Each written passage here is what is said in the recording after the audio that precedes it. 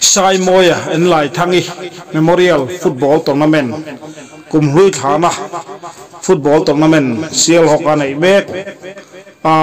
gol moi zualte han thil zuai tang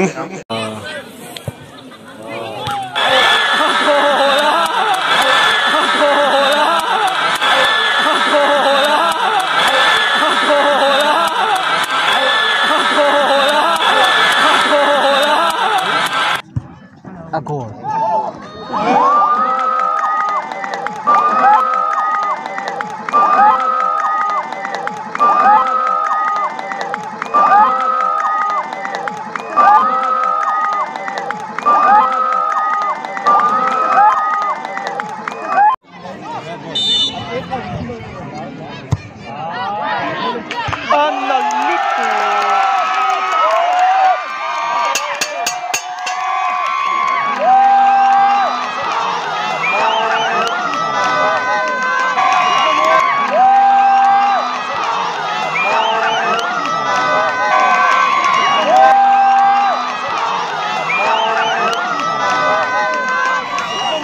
khazung kha ni le phot sela a thei chuan adang in kan chun zom le zelang